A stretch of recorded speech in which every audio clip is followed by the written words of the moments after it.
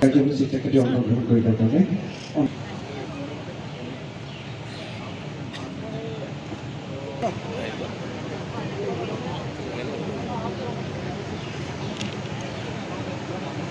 বিশিষ্ট অতিথি আমাৰ বিবাহ বিহুতি সকলোকে এক মিনিট থিয় হৈ বৰগোহাঁই ডাঙৰীয়া আৰু লক্ষ্যজিত বৰগোহাঁই ছবি শিকাইছিলোঁ। তাৰপিছত ভংগীমাখিনি শিকাইছিলোঁ, যিখিনি আমি আমাৰ বিহুত সাধাৰণতে আমি বিহুত প্ৰয়োগ কৰোঁ বা নাচে। আচলতে কোনো ধৰা বন্ধা এনেকুৱা নহয়।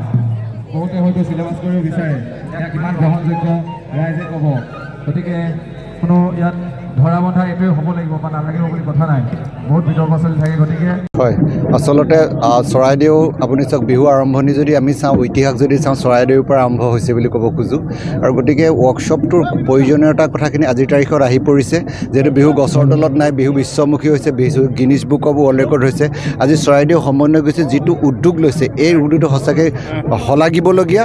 আৰু অদূৰ ভৱিষ্যতে মই ভাবোঁ, আজি যদি ডক্টৰ হিমন্ত বিশ্ব শৰ্মাই যদি মানে দিল্লীত যদি 25,000 বিহুৱা বিহুৱতী লৈ যদি বিহু পৰিৱেশন কৰিব খোজে, মই ভাবোঁ ইয়াৰ পৰাই প্ৰায় 5,000 আমি প্ৰশিক্ষাৰ্থী আমি পাম বুলি অনুভৱ কৰিছোঁ। আৰু যিটো কাৰণে যি অৰ্গেনাইজ কৰে বা যি কৰিঅ'গ্ৰাফি কৰে, যি মিউজিক কৰে, তেওঁলোকৰ কাৰণে বহুত সহজলভ্য হৈ উঠিব।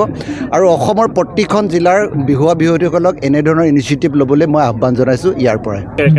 আচলতে আমি চৰাইদেউ সমন্বয় বিহুত উদ্যোগত লগতে চৰাইদেউ জিলাৰ আৰু লগতে নামৰূপ আৰু মৰাণৰ বিহুপ্ৰেমী ৰাইজৰ সহযোগত আমি প্ৰায় 14টা কেন্দ্ৰত আমি এনেদৰে বিহু কৰ্মশালা দিছিলোঁ। আৰু আমাৰ মুঠ 800 প্ৰশিক্ষাৰ্থী হৈছিল। আৰু তাৰে আজি একেলগে কেন্দ্ৰীয়ভাৱে সোণাৰী চৰাইদেউ জিলাৰ সোণাৰীত আমি সামৰণি অনুষ্ঠান পাতিছোঁ। আৰু আচলতে আমি এইটো আশা কৰি দিছিলোঁ যাতে যে আমি যিহেতু বিহু কৰিয়ে আছোঁ, তাৰ লগতে যাতে আমি যিহেতু আমাৰ ইয়াৰ অসমীয়া বাপতি সাহোন এই বিহুটিক যাতে নৱপ্ৰজন্মৰ শিশুসকলৰ মাজত যাতে আমি আগ্ৰহী কৰিব পাৰোঁ বা আগুৱাই লৈ যাব পাৰোঁ, বিহু সংস্কৃতি কেনেদৰে তেখেতলোকৰ মাজত আমি আগ্ৰহী কৰিব পাৰোঁ, তাৰে উদ্দেশ্য হাতত ৰাখি আমি নিজৰ বিহুটোৰ প্ৰেক্টিছ আৰু প্ৰদৰ্শনীৰ আটাইখিনি ব্যস্ততাৰ মাজতে আমি এনেদৰে বিহু কৰ্মশালাসমূহ দিবলৈ চেষ্টা কৰিছিলোঁ। আৰু ৰাইজৰ সহযোগিতা অতুলনীয়, আৰু এনেদৰে ভৱিষ্যতলৈকে মৰম আৰু আশীৰ্বাদ পাম বুলি আশা ৰাখিছোঁ।